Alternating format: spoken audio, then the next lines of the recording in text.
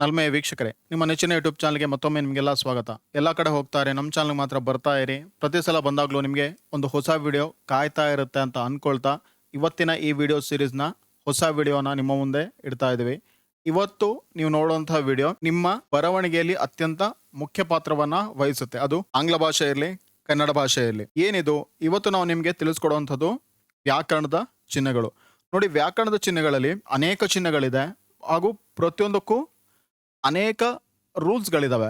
ಉದಾಹರಣೆಗೆ ನೀವು ಕೊಮಾನ ಯಾವ ರೀತಿ ಬಳಸಬೇಕು ಅನ್ನೋದ್ರ ಬಗ್ಗೆನೇ ಹೆಚ್ಚು ಕಮ್ಮಿ 10-15 ರೂಲ್ಸ್ಗಳಿದೆ. ಆ ರೂಲ್ಸ್ಗಳನ್ನ ಎಲ್ಲವನ್ನೂ ನಿಮ್ಗೆ ಹೇಳಿಕ್ಕೆ ಹೋಗಲ್ಲ. ಯಾವುದು ಮುಖ್ಯವೋ, ಯಾವುದನ್ನು ನೀವು ನೆನಪಲ್ಲಿ ಇಟ್ಕೊಳ್ಬೋದೋ ಆದಷ್ಟು ನಿಮಗೆ ತಿಳಿಸ್ತಾ ಹೋಗ್ತೀವಿ. ಹೆಚ್ಚು ನೀವು ಓದ್ತಾ ಹೋದಾಗೆ ನಿಮ್ಮ ಮನಸ್ಸಿನಲ್ಲಿ ಇಷ್ಟೆಲ್ಲ ಓದಬೇಕು ಅನ್ನೋಂಥ ಭಾವನೆ ಬರುತ್ತೆ. ಜೊತೆಗೆ ಕಮ್ಮಿ ಇದ್ದಾಗ ಇನ್ನೊಂದು ಸಮಸ್ಯೆ ಉಂಟಾಗುತ್ತೆ. ಏನು ಗೊತ್ತಾ? ಇಷ್ಟೇನ ಇರೋದು, ಇದನ್ನೇನು ನೋಡೋಂಥದ್ದು. ನೆನಪಿರಲಿ, ನಾವು ನಿಮಗೆ ಕೊಡ್ತಾ ಇರೋವಂಥದ್ದು ಆದಷ್ಟು ಸಮ್ಮರಿ ಮಾಡಿ ಅದರಲ್ಲೂ ಕೂಡ ಯಾವುದು ಬೆಸ್ಟ್ ನಿಮಗೆ ಕೊಡ್ಬೋದು ಅಂತ ಯೋಚನೆ ಮಾಡಿ ಕೊಡ್ತಾ ಇದ್ದೀವಿ ಅಷ್ಟೇ. ಇದಿಷ್ಟೇ ರೂಲ್ಸ್ಗಳಲ್ಲ, ಅನೇಕ ರೂಲ್ಸ್ಗಳಿದೆ, ಅನೇಕ ಎಕ್ಸೆಪ್ಷನ್ಗಳಿದೆ. ಅದನ್ನೆಲ್ಲವನ್ನ ನೆನಪಲ್ಲಿ ಇಟ್ಕೊಳ್ಳೋದು ಕಷ್ಟ ಆಗುತ್ತೆ. ಆದರೆ ಸಾಮಾನ್ಯವಾಗಿ ನಾವು ಇಷ್ಟನ್ನಾದರೂ ನೆನಪಲ್ಲಿ ಇಟ್ಕೊಂಡ್ರೆ ನಮ್ಮ ಬರವಣಿಗೆ, ನಮ್ಮ ಗ್ರಾಮರ್ ತುಂಬ ಇಂಪ್ರೂವ್ ಆಗೋಂಥ ಸಾಧ್ಯತೆ ಇದೆ. ನೀವು ಸ್ಟಾರ್ಟಿಂಗ್ ಸ್ಟೇಜ್ನಲ್ಲಿ ಇದ್ದೀರಾ ಅಂತ ಹೇಳಿದ್ರೆ. ಈಗ ಪಂಕ್ಚುಯೇಷನ್ ಮಾರ್ಕ್ ಏನಿದು? ಇದು ವ್ಯಾಕರಣದ ಚಿಹ್ನೆಗಳು. ಅದರ ಸಿಂಬಲ್ ಇಲ್ಲಿದೆ. ನಂತರ ಅದರ ಡೆಫಿನೇಷನ್ ಏನು ಅಂತ ಹೇಳಿದ್ರೆ ಯಾವಾಗ ನಾವು ಅದನ್ನು ಬಳಸಬೇಕು, ಜೊತೆಗೆ ಒಂದಷ್ಟು ಎಕ್ಸಾಂಪಲ್ಗಳನ್ನ ಕೊಟ್ಟಿದ್ದೀವಿ. ಮೊದಲನೇದು ಅಪೋಸ್ಟ್ರೋಫ್. ಏನಿದು? ಇಲ್ಲಿ ನೋಡಿ, ಇದನ್ನ ಯಾವಾಗ ಬಳಸ್ತೀವಿ? ಅಪೋಸ್ಟ್ರೋಫ್ ಹೇಳಿದ್ರೆ ಈ ಥರ ಇರೋವಂಥ ಚಿಹ್ನೆ ಇಲ್ಲಿ ಮೇಲ್ಗಡೆ ಬರಿತೀವಲ್ವಾ, ಈ ಚಿಹ್ನೆ. ಇದನ್ನ ಯಾವಾಗ ಬಳಸ್ತೀವಿ? It is used as a substitute for missing letter. ಇಲ್ಲಿ ನೋಡಿ, ಏನಿದು ಮಿಸ್ಸಿಂಗ್ ಲೆಟರ್ ಅಂತ ಹೇಳಿದ್ರೆ ಹೀಸ್ ಅಂತ ಈ ರೀತಿ ಬರೀತೀವಿ ನಾವು. ಅದನ್ನ ಬರೆಯೋ ಬದಲಿಗೆ ನಾವು ಒಂದು ಶಾರ್ಟ್ ಫಾರ್ಮಲ್ಲಿ ಈ ರೀತಿ ಬರಿಬೋದು. ಆಗ ಐ ಅನ್ನೋಂಥದ್ದು ಇಲ್ಲಿ ಮಿಸ್ ಆಗಿದೆ. ಆ ಮಿಸ್ಸಿಂಗ್ ಲೆಟರ್ನ ರೆಪ್ರೆಸೆಂಟ್ ಮಾಡೋದಕ್ಕೆ ನಾವಿಲ್ಲಿ ಈ ಚಿಹ್ನೆನ ಬಳಸ್ತೀವಿ. ಅದು ಮೊದಲನೇದು. ಬೇರೆ ಏನಿದೆ? ಅದರದ್ದು ಇನ್ನೂ ಒಂದು ಕೆಲಸ ಇದೆ. It shows possessive case. ಹೇಳಿದ್ರೇನು? ಯಾರಿಗಾದ್ರೂ ಯಾವುದಾದ್ರೂ ಒಂದು ವಸ್ತು ಬಿಲಾಂಗ್ ಆಗಿದ್ರೆ ಆಗ ಅದನ್ನ ತೋರಿಸೋದಕ್ಕೆ ನಾವು ಈ ಚಿಹ್ನೆನ ಬಳಸ್ತೀವಿ. ಉದಾಹರಣೆಗೆ ನೋಡಿ, ಪಲ್ಲವೀಸ್ ರೂಮ್ ಅಂತಿದೆ. ಏನು ಪಲ್ಲವೀಸ್ ರೂಮ್ ಅಂತ ಹೇಳಿದ್ರೆ ಈ ರೂಮ್ ಯಾರಿಗೆ ಸಂಬಂಧಪಟ್ಟಿರುವಂಥದ್ದು? ಪಲ್ಲವಿ ಅವರಿಗೆ ಸಂಬಂಧಪಟ್ಟಿರುವಂಥದ್ದು. ಆದ್ರಿಂದ ಈ ಅಪೋಸ್ಟ್ರೋಫ್ ಏನ ಡಿನೋಟ್ ಮಾಡುತ್ತೆ? ಅದು ಪಲ್ಲವಿಯ ಪೊಸಿಷನ್ ಅಥವಾ ಅವರಿಗೆ ಬಿಲಾಂಗ್ ಆಗಿದೆ, ಅವರದ್ದು ಅನ್ನೋಂಥದ್ದನ್ನ ರೆಪ್ರೆಸೆಂಟ್ ಮಾಡುತ್ತೆ. ಎರಡು ಕೆಲಸ ಇದೆ. ಒಂದು, ನೀವು ಮಿಸ್ಸಿಂಗ್ ಲೆಟರ್ ಶಾರ್ಟ್ ಆಗಿ ಯಾವ ಥರ ಬರೀತೀರಾ ಅದನ್ನ ರೆಪ್ರೆಸೆಂಟ್ ಮಾಡೋದಕ್ಕೆ ಬಳಸ್ತೀವಿ. ಜೊತೆಗೆ ಇದು ಯಾರಿಗಾದ್ರೂ ಸಂಬಂಧಪಟ್ಟಿದ್ರೆ, ಯಾರ್ದಾದ್ರು ಕಂಟ್ರೋಲ್ ಅಲ್ಲಿ ಇದ್ರೆ ಅಂತ ಸಂದರ್ಭದಲ್ಲಿ ಇದನ್ನ ಬಳಸ್ತೀವಿ. ಇಲ್ಲಿ ಅನೇಕ ಉದಾಹರಣೆಗಳು ನೋಡಿ. ಐ ಆಮ್ ಅನ್ನೋಂಥದ್ದು ಈ ತರ ಬರಿತೀವಿ. ಟು ನಾಟ್, ಡೋಂಟ್ ಅಂತ ಕರಿತೀವಿ. It is, it's, let us, who is. ಈ ತರ ಅನೇಕ ಎಕ್ಸಾಂಪಲ್ಗಳನ್ನ ನಾವು ಕೊಡ್ತಾ ಹೋಗ್ಬೋದು. ಅಂತ ಸಂದರ್ಭಗಳಲ್ಲಿ ಇದನ್ನ ಬಳಸ್ತೀವಿ. ನಂತರ ಬರುವಂಥದ್ದು ಕೊಮಾ. ಎಲ್ರಿಗೂ ಗೊತ್ತೇ ಇದೆ. A comma is use to separate phrase or item in a list. ನೋಡಿ, ನಾವು ಒಂದಷ್ಟು ಲೀಸ್ಟ್ಗಳನ್ನ ಮಾಡ್ತಾ ಹೋಗ್ತೀವಿ. ಅಂತ ಸಂದರ್ಭದಲ್ಲಿ ನಾವು ಇದನ್ನ ಬಳಸ್ತೀವಿ. ಏನು ಉದಾಹರಣೆ? She bought milk, eggs and bread.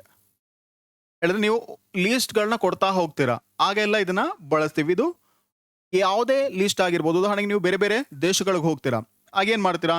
India, China, America, ಪ್ರತಿಯೊಂದು ಕಡೆ ಕೂಡ ನೀವೇನು ಮಾಡ್ತೀರಾ? ಕೊಮೋವನ್ನ ಬರಿತಾ ಹೋಗ್ತೀರಾ. ನಾನು ಇಂಥ ಕಂಟ್ರಿಗಳಿಗೆ ಹೋಗಿದ್ದೆ. ಅರ್ಥ ಆಯ್ತಲ್ವಾ? ನಂತರ a comma is use to separate sentence that are combined. ನೋಡಿ, ಸೆಂಟೆನ್ಸ್ಗಳನ್ನ ಕಂಬೈನ್ ಮಾಡ್ಬೇಕಾದ್ರೆ ಅಥವಾ ಅದನ್ನ ಜೋಡಿಸ್ಬೇಕಾದ್ರೂ ಕೂಡ ಎರಡು ಸೆಂಟೆನ್ಸ್ನ ಸಪ್ರೇಟ್ ಮಾಡಿ ತೋರಿಸೋದಕ್ಕೋಸ್ಕರ ಏನು ಮಾಡ್ತೀವಿ? ಕೊಮಾನ ಬಳಸ್ತೀವಿ. ಉದಾಹರಣೆಗೆ ನೋಡಿ, we purchase some cheese and we purchase some fruit. ಅನೇಕರಿಗೆ ಕೊಮ ಎಲ್ಲಿ ಹಾಕಬೇಕು ಅನ್ನೋಂಥದ್ದು ಸಮಸ್ಯೆ ಇರುತ್ತೆ. ಇಲ್ಲಿ ನೋಡಿ, ಎಲ್ಲಿ ಹಾಕಿದ್ದೀವಿ ನಾವು? ಆ್ಯಂಡ್ ಅನ್ನೋಂಥದಕ್ಕಿಂತ ಮುಂಚೆ ನಾವು ಕೊಮವನ್ನು ಹಾಕಿದ್ದೀವಿ, ಆ್ಯಂಡ್ ಆದಮೇಲೆ ಹಾಕಲಿಲ್ಲ. ಫಸ್ಟ್ ಸೆಂಟೆನ್ಸ್ ಆಯಿತು, ಅದಾದ ಕೂಡಲೇ ಏನು ಮಾಡಿದ್ದೀವಿ? ಇಲ್ಲಿ ಕೊಮವನ್ನು ಹಾಕಿದ್ದೀವಿ. ಅರ್ಥ ಆಯ್ತಲ್ವಾ? ಇದನ್ನ ಕರೆಕ್ಟಾಗಿ ನೆನಪಲ್ಲಿ ಇಟ್ಕೊಳ್ಬೇಕು, ಮರೆತು ಹೋಗ್ಬೇಡಿ ಅದನ್ನ. Comma is use to set off words yes and no. Starting ವರ್ಡ್ಸ್ಗಳಲ್ಲಿ ನೀವು ಬರೀತೀರಲ್ವಾ, ನೋ, ಎಸ್ ಅನ್ನೋಂಥದ್ದೆಲ್ಲ, ಅದನ್ನ ಸಪ್ರೇಟ್ ಮಾಡೋದಕ್ಕೆ ನಾವೇನು ಮಾಡ್ತೀವಿ? ಕೊಮವನ್ನು ಬಳಸ್ತೀವಿ. ನೋಡಿ, ನೋ ಥ್ಯಾಂಕ್ ಯು ಹೇಳಿದ್ರೆ ಬೇಡ, ಪರವಾಗಿಲ್ಲ, ಧನ್ಯವಾದಗಳು ಅಂತ ಯಾರೋ ನಿಮ್ಗೇನೋ ಕೊಡ್ತಾರೆ, ಅಂತ ಸಂದರ್ಭದಲ್ಲಿ ಇದನ್ನ ಬಳಸ್ತೀರಾ. ನಾವು ಸಾಮಾನ್ಯವಾಗಿ ಹೇಳ್ತೀವಿ, ನೋ ಥ್ಯಾಂಕ್ಸ್ ಅಂತ ಹೇಳ್ತೀವಿ. ಆ್ಯಕ್ಚುಲಿ ಏನು ಬರಿಬೇಕು ನಾವಿಲ್ಲಿ? ನೋ ಅಂತ ಹೇಳಿ ಬರೆದು ಕಾಮ ಹಾಕಬೇಕು, ನಂತರ ಥ್ಯಾಂಕ್ ಯು. ಇನ್ನೇನು, comma use to set off a tag question from the rest of the sentence. Tag question ಹೇಳಿದ್ರೇನು? ಇಲ್ಲಿದೆ ಅಲ್ವಾ ಇದು ಯಾಕೆ ಟ್ಯಾಗ್ ಕ್ವೆಶ್ಚನ್? ನೋಡಿ, ಶಿ ಈಸ್ ಯುವರ್ ಸಿಸ್ಟರ್, ನಾವು ಹೇಳ್ತೀವಿ ಅವಳು ನಿನ್ನ ತಂಗಿ, ನಿನ್ನ ಅಕ್ಕ. ಮತ್ತೆ ಕೇಳ್ತೀವಿ ಅಲ್ವಾ? ಹಾಗೇನು ಮಾಡ್ತೀವಿ? ಆ ಥರ ಬರಿಬೇಕಿದ್ರೆ ಫಸ್ಟ್ ನಾವು ಸ್ಟೇಟ್ಮೆಂಟನ್ನು ಬರಿತೀವಿ, ಶಿ ಈಸ್ ಯುವರ್ ಸಿಸ್ಟರ್. ಅದಾದ್ಮೇಲೆ ಏನು ಮಾಡ್ತೀವಿ?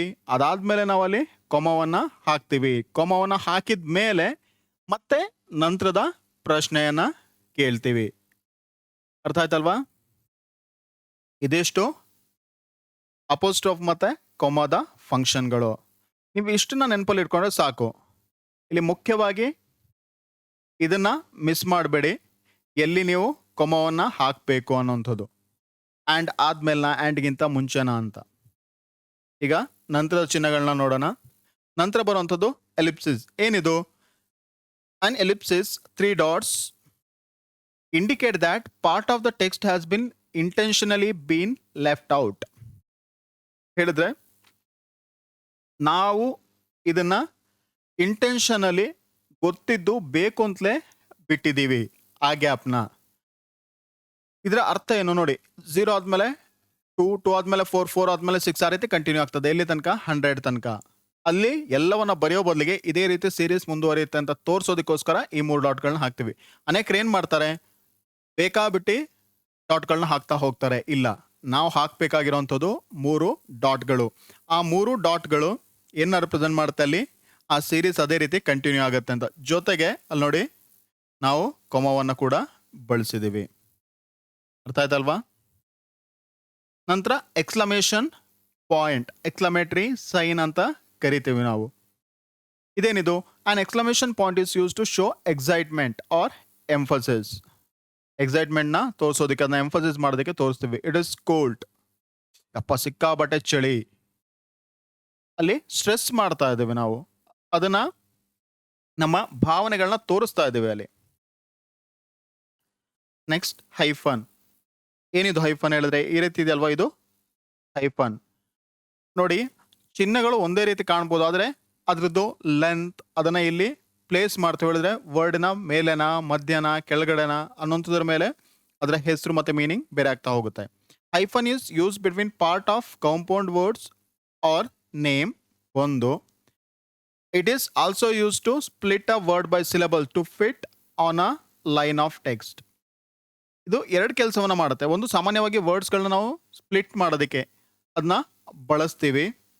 ನಂತರ ಕೆಲವು ಸಂದರ್ಭಗಳಲ್ಲಿ ಏನಾಗುತ್ತೆ, ನೀವು ಒಂದು ಪ್ಯಾರಾಗ್ರಾಫ್ನ ಬರಿತಾ ಇರ್ತೀರ, ಒಂದು ಲೈನಲ್ಲಿ ವರ್ಡ್ ಎಂಡ್ ಆಗುತ್ತೆ, ಅದ್ರದ್ದು ಕಂಟಿನ್ಯೂಷನ್ ನೆಕ್ಸ್ಟ್ ಲೈನಲ್ಲಿ ಇರುತ್ತೆ.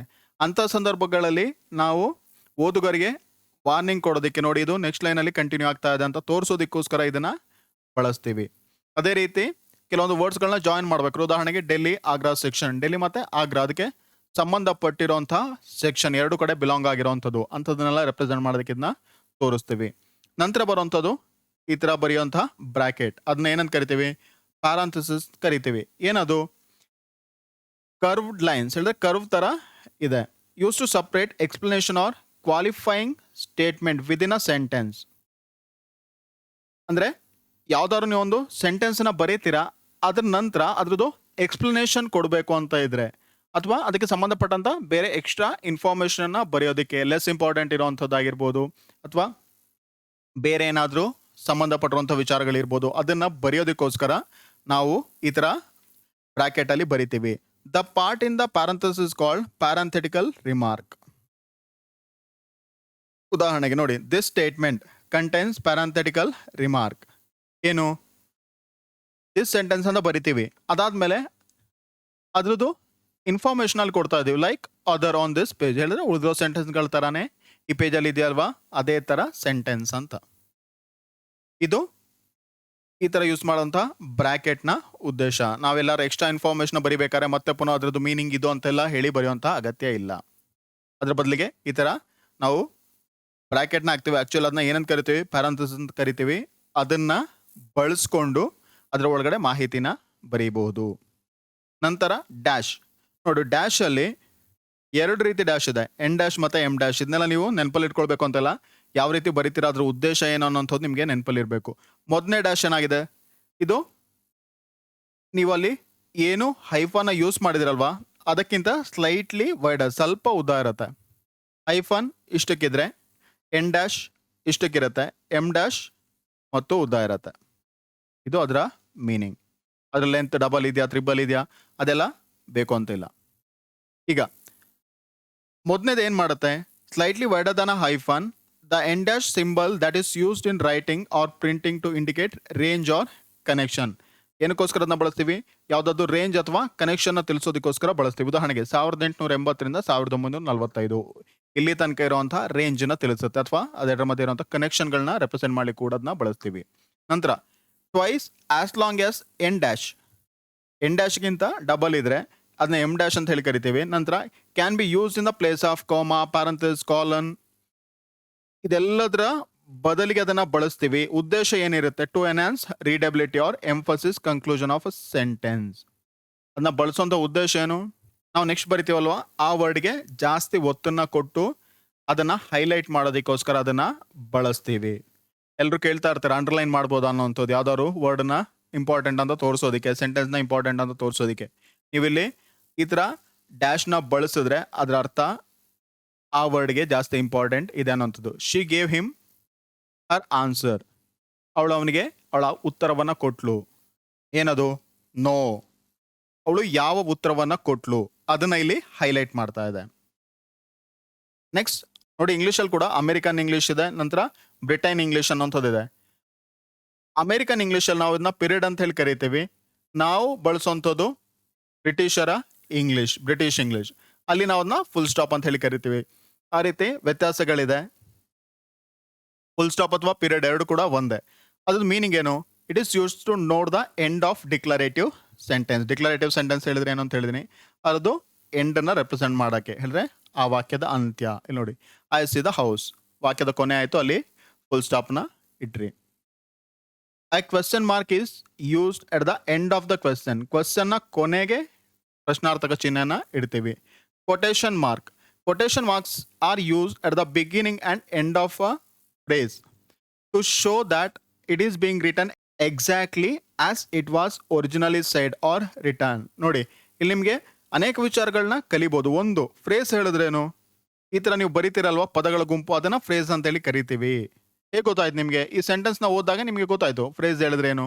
ಯಾವಾಗ ನಾವು ಕೊಟೇಶನ್ ಮಾರ್ಕ್ನ ಹಾಕ್ತೀವೋ ಅದರ ಒಳಗಡೆ ಬರೆಯುವಂಥದ್ದನ್ನ ಇಲ್ಲಿ ಫ್ರೇಸ್ ಅಂತೇಳಿ ಕನ್ಸಿಡರ್ ಮಾಡಿದ್ದಾರೆ, ಆದ ಕಾರಣ ಫ್ರೇಸ್ ಹೇಳಿದ್ರೇನು ಅಂತ ಗೊತ್ತಾಯ್ತು. ನಂತರ ಕೊಟೇಶನ್ ಮಾರ್ಕ್ನ ಯಾವಾಗ ಬಳಸಬೇಕು, ನೀವು ಯಾವುದಾದರೂ ಒಂದು ವಾಕ್ಯವನ್ನ ಅಥವಾ ಸ್ಟೇಟ್ಮೆಂಟನ್ನು ಮೊದಲು ಯಾರು ಹೇಳಿದ್ರೋ ಅದೇ ರೀತಿ ನೀವು ಬರಿತೀರಾ ಅಂತ ಹೇಳಿದ್ರೆ ಆಗ ಮಾತ್ರ ನೀವು ಅದನ್ನು ಬಳಸಬೇಕು. ಉದಾಹರಣೆಗೆ ನಾನು ಹೇಳ್ತೀನಿ, ಅವನು ಇಲ್ಲಿಗೆ ಬಂದ, ನೀವು ಅದೇ ರೀತಿ ಬರಿತೀರಾ, ಅವನು ಇಲ್ಲಿಗೆ ಬಂದ ಅಂತ ಹೇಳಿದ್ರು ಅಂತ ಬರಿಬೇಕಾದ್ರೆ ನೀವು ಈ ರೀತಿಯಾದಂತಹ ಮಾರ್ಕನ್ನು ಬಳಸ್ತೀರಾ.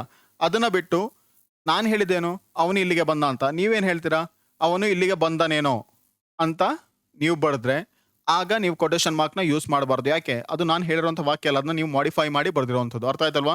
ಒರಿಜಿನಲ್ ಆಗಿ ಯಾರೇ ವ್ಯಕ್ತಿ ಏನು ಸ್ಟೇಟ್ಮೆಂಟ್ ಹೇಳಿದ್ರೋ ನೀವು ಅದೇ ರೀತಿ ಅದನ್ನ ಬರೀತೀರಾ ಅಂತ ಅಂದಾಗ ಮಾತ್ರ ಕೊಟೇಶನ್ ಮಾರ್ಕ್ನ ಯೂಸ್ ಮಾಡಬೇಕು. Semicolon, semicolon separate two independent clause in a compound sentence. Compound sentence ಹೇಳಿದ್ರೇನು ಮೊದಲೇ ಹೇಳಿದ್ದೀನಿ ನೋಡಿ, ಹಳೆ ವಿಡಿಯೋಗಳು ಯಾರು ನೋಡಿಲ್ವೋ ಅದನ್ನ ಒಂದು ಸ್ವಲ್ಪ ನೋಡ್ತಾ ಇರಿ ಅವಾಗವಾಗ, ಆಗ ನಿಮಗೆ ಗೊತ್ತಾಗುತ್ತೆ ಇಲ್ಲಿ ಬಳಸಿರುವಂಥ ಪದಗಳ ಅರ್ಥ ಏನು ಅನ್ನೋಂಥದ್ದು. ಈಗ semicolon separate two independent clause in a compound sentence. Compound sentence ಹೇಳಿದ್ರೇನು, ಎರಡು ವಾಕ್ಯಗಳನ್ನ ನೀವು ಸಾಮಾನ್ಯವಾಗಿ ಜೋಡಿಸ್ತೀರಾ ಅಂಥದ್ದು ಕಾಂಪೌಂಡ್ ಸೆಂಟೆನ್ಸ್. ಈಗ ಆ ಎರಡು ಸೆಂಟೆನ್ಸಲ್ಲಿ ಇಂಡಿಪೆಂಡೆಂಟ್ ಕ್ಲಾಸ್ಗಳನ್ನ ಸಪ್ರೇಟ್ ಮಾಡೋದಕ್ಕೆ ನೋಡಿ, relatives at the reunion included my older brother Ram. Reunion ಹೇಳಿದ್ರೆ ನೀವು ಶಾಲೆಗಳಲ್ಲಿ ಕಾಲೇಜ್ಗಳಲ್ಲೆಲ್ಲ ಮಾಡ್ತಿರಲ್ವಾ, ಮತ್ತೆ ಪುನಃ ನಿಮ್ಮ ಎಲ್ಲ ಸ್ನೇಹಿತರು ನಿಮ್ಮ ಒಟ್ಟಿಗೆ ಓದುವಂಥವರೆಲ್ಲ ಬಂದು ಸೇರುವಂಥದ್ದು, ಅದನ್ನು ರಿಯೂನಿಯನ್ ಅಂತಾರೆ. ಈಗ ನೋಡಿ, relatives at the reunion included my older brother Ram semicolon, my cousin Shyam and my great aunt Prema. ಇಲ್ಲಿ ಏನು ಮಾಡಿದ್ದೀವಿ, ಎರಡು ಕಡೆ ಕೂಡ ನಾನು ಸೆಮಿಕಾಲನ್ನ ಯೂಸ್ ಮಾಡಿದ್ದೀನಿ. ಏನು ಅದು ಮಾಡುತ್ತೆ, semicolon separate two independent clauses in a compound sentence. Independent clause ಹೇಳಿದ್ರೇನು? ಮೊದಲನೇದು ನೋಡಿ, ರಿಯೂನಿಯನ್ ಅಲ್ಲಿ ನನ್ನ ಓಲ್ಡರ್ ಬ್ರದರ್ ಬಂದರು ರಾಮ್ ಅನ್ನೋಂಥದ್ದು, ಅದು ಒನ್ ಪಾರ್ಟ್ ಆಯಿತು, ಅಲ್ಲಿಗೆ ಸೆಮಿಕಾಲನ್ನ ಬಳಸಿದ್ದೀನಿ. ನಂತರ ಇನ್ಯಾರು ಬಂದರು? ಇಲ್ಲಿ ಕಸಿನ್ ಬಂದರು, ಅವ್ರ ಹೆಸರು ಮಂತ್ರ ಸೆಮಿಕಾಲನ್, ಅದು ಒಂದು ಪಾರ್ಟ್ ಆಯಿತು. ಅದೇ ರೀತಿ ಯಾರ್ಯಾರು ಬಂದಿದ್ದಾರೆ ಅವ್ರ ಹೆಸರು ಆದ ಕೂಡಲೇ ನಾವು ಸೆಮಿಕಾಲನ್ನ ಬಳಸ್ತಾ ಹೋಗ್ತೀವಿ. ಇನ್ನೊಂದು ಇಲ್ಲಿ ನೋಡಿ, ಕೊನೆಯಲ್ಲಿ ಏನು ಬಳಸಿದ್ವಿ ನಾವು? ಫುಲ್ ಸ್ಟಾಪನ್ನು ಬಳಸ್ತೀವಿ. ಹೇಳಿದ್ರೆ ವಾಕ್ಯದ ಕೊನೆ ಅಲ್ಲಿಗೆ ಆಯಿತು, ಯಾರೆಲ್ಲ ಬಂದರು, ಯಾರೆಲ್ಲ ಅಲ್ಲಿಗೆ ಇನ್ಕ್ಲೂಡ್ ಆಗಿದ್ರು ಅನ್ನೋಂಥದ್ದನ್ನ ಪೂರ್ತಿಯಾಗಿ ಹೆಸರದ ಮೇಲೆ ಫುಲ್ ಸ್ಟಾಪನ್ನು ಹಾಕ್ತಾ ಇದ್ದೇವೆ. ಅರ್ಥ ಆಯ್ತಲ್ವಾ? ಕಾಲನ್ ನೋಡಿ, ಇದೆರಡರ ಮಧ್ಯ ಸಣ್ಣ ವ್ಯತ್ಯಾಸ ಇದೆ. ಇಲ್ಲಿ ಏನು ಬರೀತೀರಾ ಅನ್ನೋಂಥದ್ದು. A colon is used before a list or quote. A colon is use to separate hours and minute. ಎರಡು ಕೆಲಸ ಆಯ್ತು ಇಲ್ಲಿ. ನಂತರ ಇನ್ನೇನು ಕೆಲಸ ಇದೆ? A colon is use to separate elements of mathematical ratio. There are many punctuation marks. ನೋಡಿ ಇಲ್ಲಿ there are many punctuation marks ನಾನು ಶುರು ಮಾಡ್ತೀನಿ. ಯಾವುದದೆಲ್ಲ ಶುರು ಮಾಡೋದಕ್ಕಿಂತ ಮುಂಚೆ ಅಲ್ಲಿ ಲೀಸ್ಟ್ಗಳನ್ನ ಕೊಡ್ತಾ ಹೋಗ್ತೀನಿ. ಮಾರ್ಕ್ಸ್ ಅಂತ ಆದಮೇಲೆ ಹೇಳಿದ್ರೆ ಇಷ್ಟಿಷ್ಟು ಪಂಕ್ಚುಯೇಷನ್ ಮಾರ್ಕ್ಗಳಿದೆ, ವ್ಯಾಕರಣ ಚಿಹ್ನೆಗಳಿದೆ ಅಂತ. ಯಾವುದದು? ಪಿರಿಯಡ್, ಕೊಮಾ, ಕಾಲನ್, ಹಾಗೆ ಅನೇಕ ಇದೆ. ಪ್ರತಿಯೊಂದು ಬರಿಬೇಕಾದ್ರೂ ಕೂಡ ಏನು ಮಾಡ್ತೀನಿ? ಅಲ್ಲಿ ಕೊಮಾವನ್ನು ಬಳಸ್ತೀನಿ. ಅಂದ ಕಾಲನ್ ಹೇಳಿದ್ರೆ ಮುಂದೆ ಯಾವುದೋ ಒಂದು ಲೀಸ್ಟ್ಗಳನ್ನ ನೀವು ಬರಿತಾ ಇದ್ದೀರಾ, ಅದಕ್ಕೆ ಇಂಟ್ರೊಡಕ್ಷನ್ ಅದು. ನಂತರ ಟೈಮ್ ಬರಿಬೇಕಾದ್ರೆ ಈ ರೀತಿ ಬಳಸ್ತೀರಾ. ನಂತರ ರೇಷಿಯೋ ಮ್ಯಾಥ್ಸಲ್ಲಿ ಬರಿತೀರಲ್ವಾ, 3/2 ಅನ್ನೋಂಥದ್ದು, ಅದನ್ನು ಈ ರೀತಿ ಕೂಡ ಬರಿತೀರಾ ಅನುಪಾತ ರೂಪದಲ್ಲಿ. ಇದರ ಜೊತೆಗೆ ಅನೇಕ ಲೇಖನ ಚಿಹ್ನೆಗಳು ಬರ್ತವೆ ಹಾಗೂ ಅವುಗಳನ್ನ ಬೇರೆ ಬೇರೆ ಸಂದರ್ಭಗಳಲ್ಲಿ ನಾವು ಬಳಸ್ತಾ ಹೋಗ್ತೇವೆ. ಆದರೆ ಅದನ್ನು ಎಲ್ಲಿ ಬಳಸಬೇಕು, ಯಾವಾಗ ಬಳಸಬೇಕು, ಹೇಗೆ ಬಳಸಬೇಕು ಅನ್ನೋಂಥದ್ದು ನಮಗೆ ಗೊತ್ತಿರಬೇಕು. ಇದಿಷ್ಟನ್ನ ಕಲಿತಾದ್ರೆ ಇದಕ್ಕೆ ಬೇಕಿರುವಂಥ ಇನ್ನಷ್ಟು ಇನ್ಫಾರ್ಮೇಷನ್ಗಳನ್ನ ನೀವು ಕಲಿತಾ ಹೋಗಿ, ಬೇರೆ ಬೇರೆ ರೂಲ್ಸ್ಗಳನ್ನ ಕಲಿತಾ ಹೋಗಿ, ಆಗ ನಿಮಗೆ ಭಾಷೆ ಮೇಲಿನ ಹಿಡಿತ ಇನ್ನೂ ಜಾಸ್ತಿ ಆಗ್ತಾ ಹೋಗುತ್ತೆ. ಇದಿಷ್ಟು ಇವತ್ತಿನ ವಿಡಿಯೋ. ಮುಂದಿನ ವಿಡಿಯೋಲಿ ಸಿಗೋಣ. ಜೈ ಹಿಂದ್.